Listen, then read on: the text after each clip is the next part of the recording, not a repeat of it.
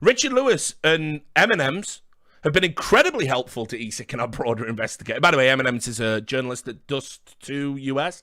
Cool guy. Really like him. He was one of the guys that had stuff before I even did. Go follow him on Twitter if you actually care about real journalism and esports.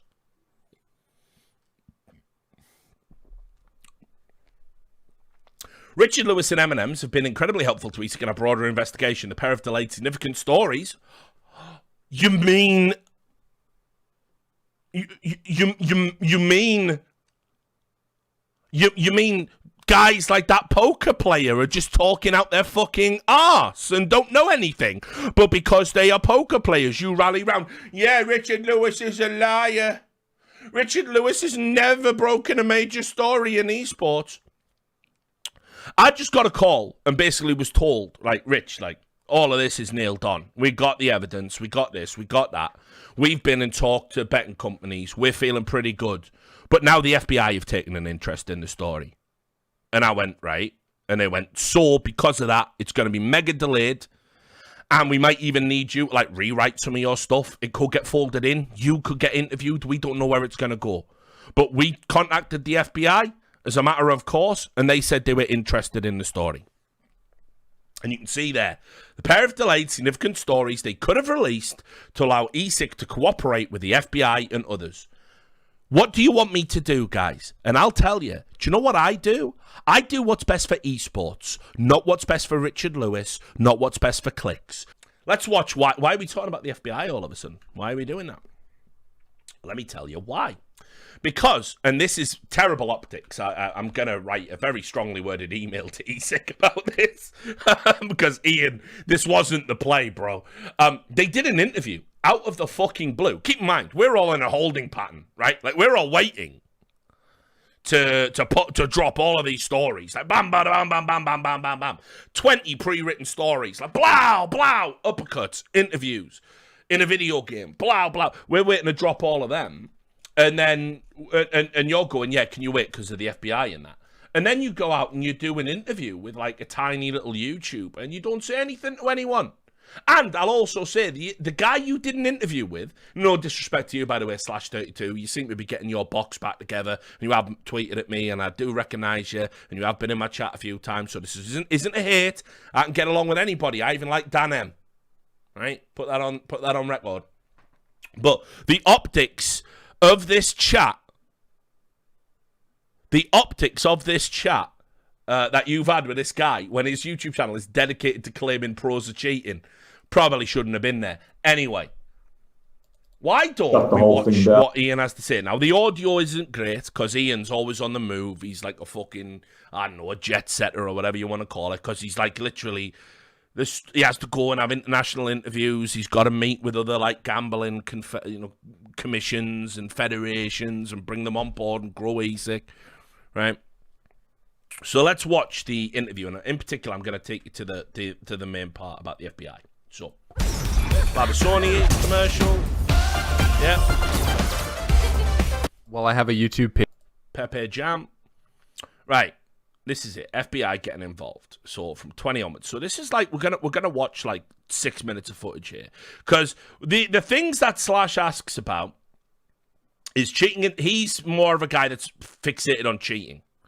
Spoiler: cheating is not a big problem in Counterstrike. The end. But he does get a lot of good sound bites out of Ian about how like security shit makes me look terrible. Having said security's actually pretty good now, but whatever. Doesn't matter. We're not here to score points.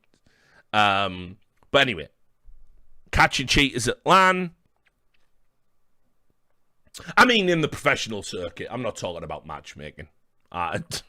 Matchmaking don't matter to me. It matters to you. It don't matter to me. I'm an esports guy. But anyway, so here we go. FBI getting involved in NA match fixing. So let's have a start. I was wondering if there was any updates on the status of the match fixing that ESIC was looking into. I think it was specifically North America. Are you able to speak on that, or is it still under wraps? I'm afraid I can only speak in general terms. There are two distinct elements to this investigation, which I can tell you. The one is that we have a very focused investigation around where we have really, really good corroborating evidence from Discord, from... Imagine saying this. Guys, fucking Discord? Discord? Really? Really, guys? Fucking Discord? various chat log screenshots and recordings of players that we are... there has been, amongst a relatively small but significant group of players over a long period of time, organized match fixing in North American MDL, which is different to what the betting scandal that we saw in Australia, where whilst it was a large group of players, and there definitely is match fixing there, and we'll be finished, we're working with law enforcement there. And as a reminder, for those who don't know about the Australian betting scandal, some of those guys are actually going to get off on appeal, but let me explain why. The people who got banned, a lot of them were just placing bets in their own league. And what happened was, if I remember rightly, there were a number of people who messaged me about this. There is no TOS. The ESCA in Australia didn't update their TOS to say you follow ESIC's code of conduct, not ours. And some guys even sent me screenshots of admin saying, yeah, you can bet on this.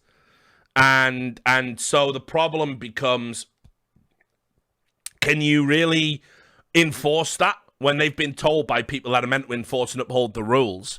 So another reason probably why this NA thing's been delayed is there's some stuff going on with the Australian stuff. But also remember, Australia is the region where someone is looking at 10 years in prison. They're staring into the abyss of 10 years inside because of match fixing. A lot longer once you start working with the police, because fortunately in Australia, these are criminal offenses. And yeah, the mad thing was, what people don't realize, like in America, this is all a grey area. In Australia, it's already a nailed-on criminal offence. Match fixing in Australia is probably, outside of like Korea and China, it's the worst place to do it. Literally, almost certainly, those kids that fixed that one match. I mean, we literally are, for those guys, I looked into the case notes because I got someone leaked their names to me. And I was able to get the case file. And I went and looked into the case file. And literally, what's being debated and discussed is one match. And they're looking at 10 years. So, getting it all coordinated with the police takes a lot longer. We've got great solid cases there. And if it was just us acting alone, we could, announce those prosecutions now. But it isn't all 42 guys that were betting. It's a much smaller group, but within that were not just betting, but manipulating outcomes. In North America, it's much more serious, what I would describe as classic match fixing. In other words, it's players being bribed by outside betting syndicates in order to fix matches, rather than players just kind of doing it off their own bat opportunistically. Which is another key point here. When I say we know you're placing like side bets on yourselves, we got all the ringleaders. There are a number of people in the NA scene that, and again, I've got DMs of these guys in some cases. Basically, they would reach out to players and they would say, "Hey, I want to throw tonight." And again, they've been unbelievably dumb. They've done it on Snap. They've done it on Steam. American companies that will have to comply with an FBI investigation. So they've said, like, hey, want to throw tonight? We'll pay you $2,000 to throw. By the way, $2,000 a ballpark area if you're an MDL player. And that seems to come up recurringly in the chat logs I've seen. $2,000 to throw a match, because they make way more than that on the bets. And so, these guys will say that, and then what you do is, because you're making the money to throw, those people think they're out of the system. I mean, this is another layer of stupidity we're dealing with. Those guys who agree to throw because they're taking the money, typically in Bitcoin, by the way, you take $2,000 worth of Bitcoin or whatever, via one of the Bitcoin transfer fucking websites. What they do is they think they're actually untraceable. They're like, well, I've just took $2,000. I didn't place a bet. Who's going to get me? So there's a lot of that going on in MDL. Where players, you see, another thought process is, so let me tell you about another thing. I don't know if Ian's about to talk to it. I only kind of skim watched this earlier today because, like I say, I was super busy. Let me tell you about another thing that's going on, and I can when all of this comes out, I'll even link you to the most hilarious example of this. One of the other things they do is they get you on radar, and what that means is you agree to stream your match via Discord to one, maybe two, but typically you only need one player. And then what you can do is bet on yourself to lose, because if it's the IGL, if it's the in-game leader, they can make calls based on where you are, and it looks legit on the game. And so there's a number of people that they play on teams and they lose and they get demolished. And this is what's really sad. They play a legitimate game and try their hardest, but they can't beat their opponent. They get pre-fired. Every time they're on a bomb site, they're on another one, and they don't know why. And this has happened to a number of MDL players I interviewed, and they were going like, we played in that game, man, and they were just like fucking invincible. And it was because their IGL was on radar, sharing the info, and making like ridiculous calls, and you got completely fucked as a result of it. And that's sad. There are players who have played in games. There are players who played in games that didn't even know their teammates were throwing because they were streaming the match on a Discord. And we got videos of people, basically, like you can hear in the background, they're making calls, and then you can hear like, wah, wah, wah, wah, and you can hear the Discord and the noises and stuff in the background. There's all sorts going on there. So that's another thing that was going on. There's a number of players who've been affected by that.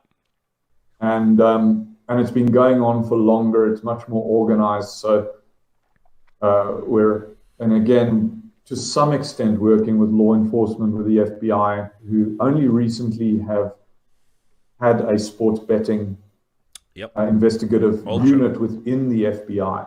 And I addressed that meeting, and that would have been their first encounter with esports.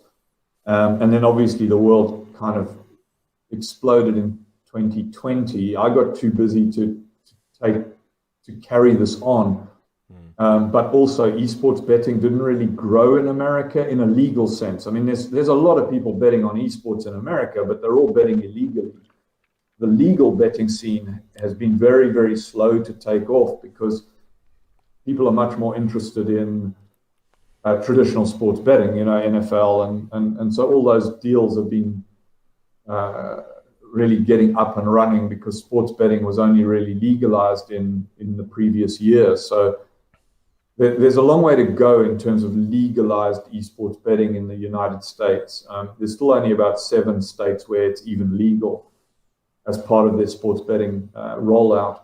Right. So we've the sort of creation of a legal betting framework for esports in America is going to have it working well and serving the esports betting community well is going to take another 5 years because the regulation of sports betting in America is just chaotic. It's state by state, it's tribal authority by tribal authority, and most of the states have got absolutely no idea what they're doing.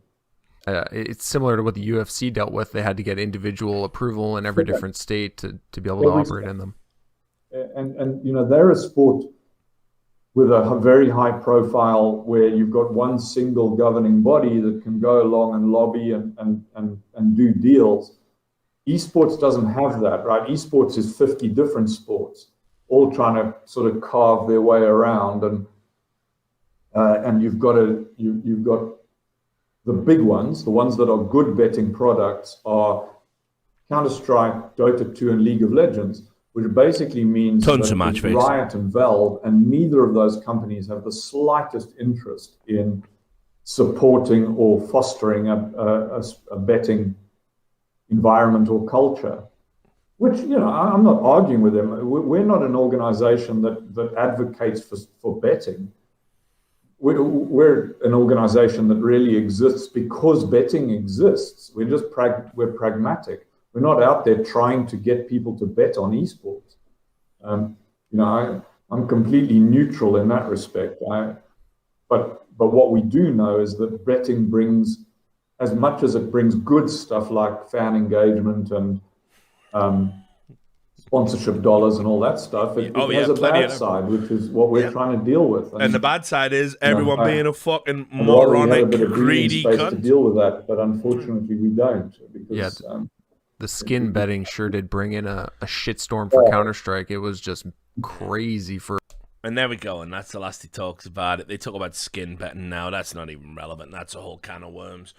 Well, I figured there's not really a lot of time I can sort of spend tonight. You probably already tell. Bit tired today because it was a long one. I had a ton of stuff kind of come through on all of this match fixing investigating. Think people are starting to get nervous. So I got to be careful about what I say, but I will talk a little bit about it because it's obviously made it into the mainstream press now, with the bizarrely acquired information that the FBI are going to be looking into the match fixing. So that's actually been reported. That's up there now. The BBC here lovingly displayed in night mode for the kids. Basically, it's made it as far as the BBC. BBC, typically anything endemic that we do here in esports, they're going to get 3 days later. They're not really on this beat. So, yeah, and they've spelt esports wrong and everything else. I mean, we're still up against it, trying to make the mainstream fucking press understand what we are and what we do and how we're just like sports and all of that. But whatever. So it was confirmed. You can see there he is, /32. Courtesy of Ian Smith deciding to just tell him what we've known for months, that the FBI were coming. So this is it confirmed. I can read you a little bit about it. Let's see if there's anything unique that I don't already know. Nah, they just talk about the coach bans, completely unrelated, but it gives ESIC validity. So anyway, basically, long story short, the FBI are in. Like, I found that out today. It's like, I think there was a period of time where they were going to consider whether or not to make a case for it. And basically, with the evidence that we've gathered over, I don't know, almost a year now, probably on and off. They're like, look, yeah, this is it. We're in. We're gonna dedicate our sports betting task force, which was formed only recently. We're gonna basically put them on it, and I think at that point, I mean, fuck it. It doesn't even matter what I do once the Fed starts sniffing around. I am but one man, but I am but a humble journalist. I've got evidence that they'll probably fold into their thing, but they can just subpoena records and everything now. So that's that pretty much. So I've started writing it. I'm 8,000 words in to the article that will go public. I'm already writing it. Like it's so there are people right now, and trust me, if you see any of these guys, making excuses, archive them because they're gonna be delicious, probably in a month or two. So I'm gonna have to serialize this article. I don't even know if it's a book, honestly. It's so big. Like, here, look, I'll tell you what I'll do for all of the people coming in. I'll read you what I've got so far, which is, I think this is going to blow up and go mainstream. It's that time of year, guys, where Richard Lewis writes an industry-changing story. He does one a year. This is it. But anyway, so fuck it, I'll read you this chapter, because this doesn't reveal anything or any names. but it'll give you an idea of what I'm talking about. And I can even give you live interactive footage that you wouldn't get while you were reading this article. So as part of the article, which at the moment the working title is A Mountain of Match Fixing Behind the Scenes of the Mountain Dew League, which I think Mountain Dew's lawyers aren't going to enjoy that very much at all. Far be it from me to suggest there's a reason they're not sponsors anymore. I mean, that's highly contentious because some people say that's true. Some people say that ain't true. Who knows? You know. But anyway, so it talks about the bans and basically how I conducted my investigation. But I imagine it's going to go mainstream, so people might not know about match fixing. So I've wrote a little primer basically on match fixing and all the methods that these guys would use and methods that are commonly used in match fixing. And in light of me having published the Declan Hill interview today, which I just want to say, by the way, that talking to Declan more than anything has made me really resolute to do something else with my life. I don't know when, but I think the esports ride should come to an end in the next year or two for sure, because you know, it tells you everything that, and you know, really surprised me because, you know, if I can gain respect from an award-winning investigative journalist that's now a professor of journalism at a prominent and prestigious university, and he's telling me my work is incredible, and he's showing my work to the students and asking me to do guest lectures, what am I doing? I get spit on and despised by the community I have helped for 17 years, and it's like, you know what? Enough's enough. Enough's enough. I just can't abide it. It's just not, you know, you gotta, there comes a point where you have to just do right by yourself. And I think, you know, like basically having talked to Declan a bit, seeing the kind of options that are out there, I could be one of those professors, one of those lecturers. I can write a book and live off the residuals, have potentially get a multiple book deal of which I could write multiple books and just sit in a log cabin getting fatter and older and balder and drunker until I shuffle off. So think I'm definitely going to, you know, take the retirement option here. Once this breaks, it'll be so fucking hot, you know. I think that's when I start calling up agents and saying, you want the definitive thing? Let's go, you know. But there it is. So anyway, let's read you what I got so far for this. This is the Match Fixing 101 segment. I will operate under the assumption that the average reader has never engaged in any form of match-fixing activity and therefore might not understand how it works. If you place bets on sporting events of any kind, it will be relevant to your interests. There's not a single sport that has been untouched by the taint of match-fixing, and as global crime syndicates become more and more brazen in how they operate, that's unlikely to change anytime soon. If anyone thought esports would be immune, that a couple of high-profile cases being punished would deter the greedy, then they were optimistic past the point of delusion. But before we break down the methods, you must know going in that not all match fixing is equal. In a number of countries known for this type of activity, you will find behind it serious organized crime. And by serious, I mean turn up at your house in the middle of a night, put a gun to your head and kill you serious. Indeed, several overseas sources I have spoken with in the course of this investigation have had a gun pulled on them. Sometimes just a gun introduced into a conversation to underline the importance that they do go ahead and throw that match, or sometimes even pointed at their heads directly if they look like they might not want to go ahead with the plan. One day, they might get a phone call from their mother saying a well-dressed stranger knocked on their door asking if they were home. The message is very clear. The criminals are experts at getting their hooks into everyone they need to make these machinations work. Before the threats are even made to the players, they've set themselves up as silent financial partners in the teams the players represent. Sometimes they run whole leagues with the expectation that every game played within it will serve their desires.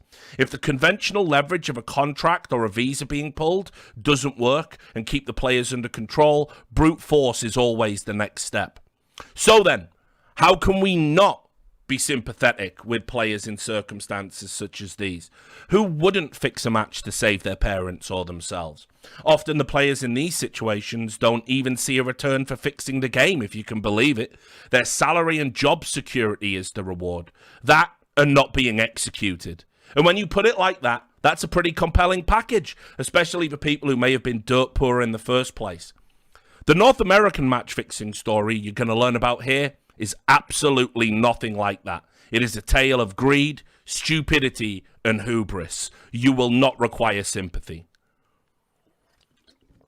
The most common form of match fixing is simply playing to lose, which presents a few opportunities for profit.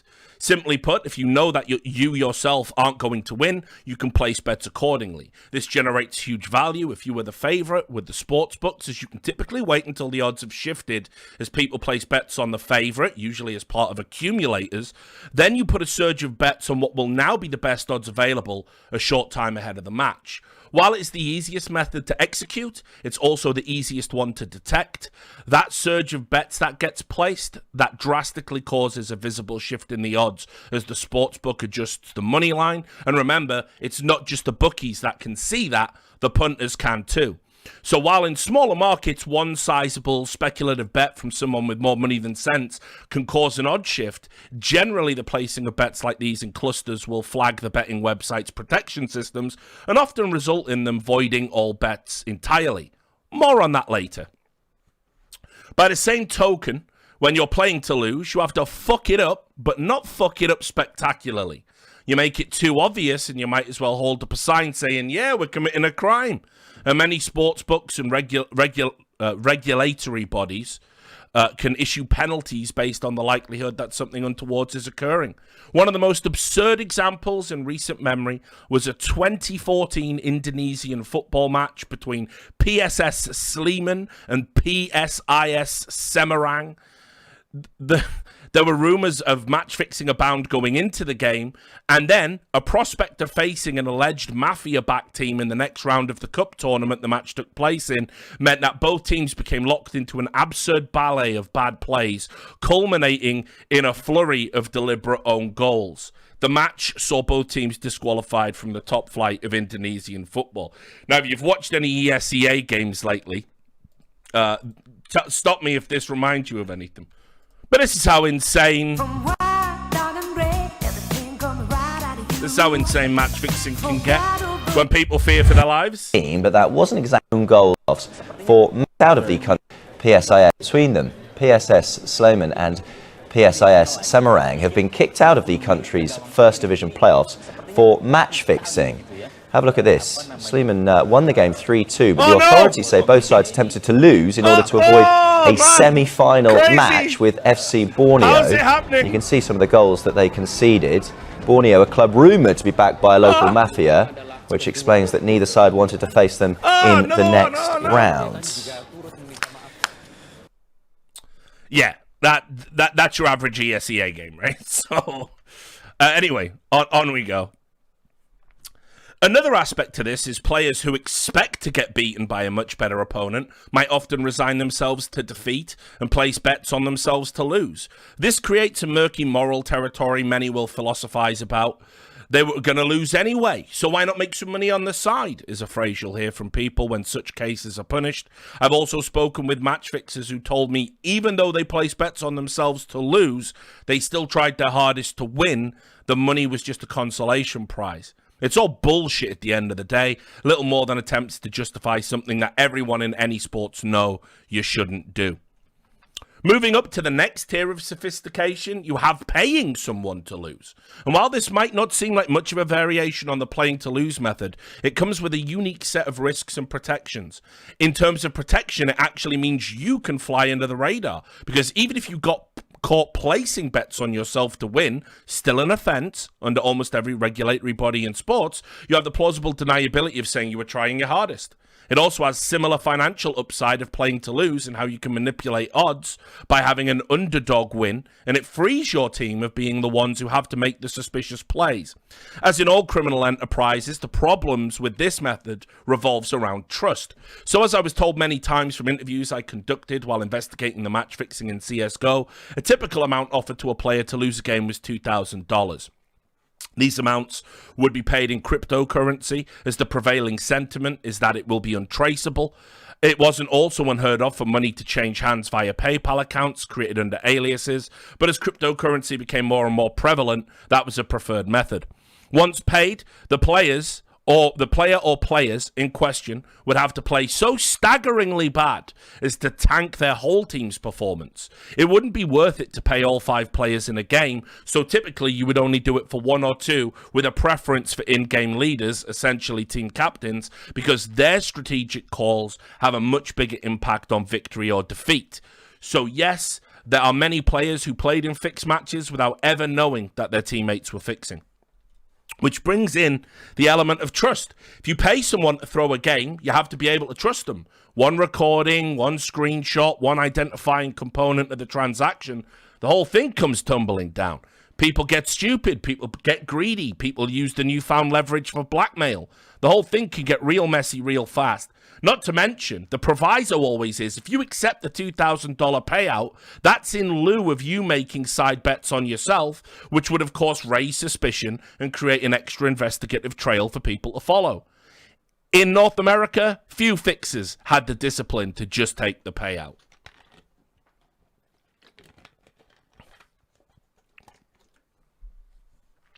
One more step on the ladder for all aspiring digital kingpins is the double fix. This is where 2 betting circles coordinate to rig an outcome for the most value. This can be done via a point spread, with the most well-known example of this being the point-shaving scandal in college basketball, or have a very specific number of things happen in a match, like Southampton Football Club that took a bet on the time of the first throw-in, or generating a very specific scoreline. In CSGO, match fixing value can be created in all of these ways, especially with live betting now becoming increasingly popular in esports. But just a typical way to generate value from fixes was to always ensure that if the match was a best of 3 series, all 3 maps were played out.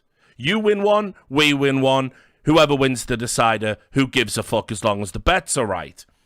Then there's also the real-time fix, which combines a number of elements from all of the above.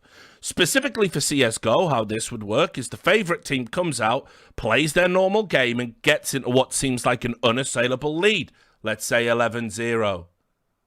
As the odds shift further and further against the underdogs, the players will then fake internet issues, make a substitution, or call for a timeout. During this time, they will then either themselves or their proxies place bets for them, and then they will restart the game and suddenly be playing terrible.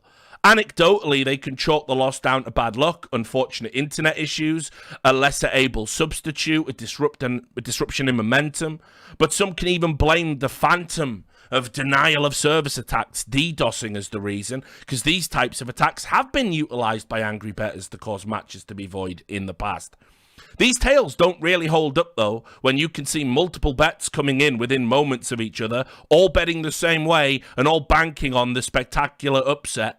There's a sophistication in this method, but also a staggering depth of stupidity, as the expectation that you have to believe is everyone who made those mysterious bets thought they were getting incredibly lucky and also felt lucky at the same time. Arriving at what is probably the most sophisticated method, and one that is unique to esports, is what is colloquially known as being on radar or the radar method. Here a fixer will reach out to another fixer with the view to be able to bet on themselves to win. They pay fixer number 2 a flat rate to agree to use an online communications tool to stream their screen to players on the team that is betting to win. This zero-delay reveal of their opponent's radar would provide the underdog team with a functional wall hack and enable the team to win their match easily. All the legitimate players on the defeated team believe they lost fair and square, unaware that someone from inside their fold had sold them out for a share of the profits. Coaches in particular were prized for this method because they had access to the information necessary but didn't themselves play in the match, and as such could never make a suspicious play. As coach communications aren't recorded, any standard form of forensic analysis is hampered as there is no audio or visual component to judge either. Through these methods, several players were able to run lucrative match-fixing circles that agreed to work together over time to increase profit share. The length of time for which it operated, along with the ever-increasing amounts of money, made it easy for these ringleaders to induce other players to agree to throw games. A combination of lack of salaries from organizations and then the economic uncertainty created by the global coronavirus pandemic only made more and more players yield to temptation. And at the time of writing this, ESIC's estimations placed the number of guilty parties into the dozens, and all evidence points to the ESEA League as being irredeemably compromised. It didn't have to be like this, but a combination of ineptitude, naivety, and negligence made this outcome inevitable. Here's how. And then I then start detailing the history of match fixing going back to 2014. You know, like, you don't understand. This is like the match fixing that's gone on here for the past 2 years. It is a perfect storm of shit. You know, rise of cryptocurrency, fall of ESCA, rise of data protection stuff. So, you know, it's not like the old days before GDPR when someone would just fucking snitch you out for something that they could only possibly know if they'd violated your data protection. Yeah, whatever. Fuck it. Ain't like the Wild West no more. Now companies are being fined fucking billions for violating GDPR. So all of this has gone on at the same time. Also, a part of this story that I think people are going to like is there were some really dog shit match fixers, and they were morons, and they would literally, so they were like, this is the level of sophistication we're talking about. They go to a monitored fiat currency website, place bets, usually on themselves, usually to lose. And usually, I mean, at best, they get a friend to do it. Now, I don't know if people understand that you can sort of look at, like, forensically what a social network looks like, and there's tools to use this. I know Fungaroo in the chat knows about this. But let's say, right, I have access to your Facebook and I'm an investigator, which, you know, I am and I do, right? And then I can get all the names of all your associates off that and then cross-reference all of those names against who placed bets on your match. Oh, you've got it's a friend on Facebook, is it? However would we catch you, you know? In the Strong Legs case, one of the other people, I can't remember if it was Cardiac or Effie's, literally used a family member. All they had to cross-reference was your fucking surname. In a database, you just type it in. Oh, yeah, there. I wonder if they're related.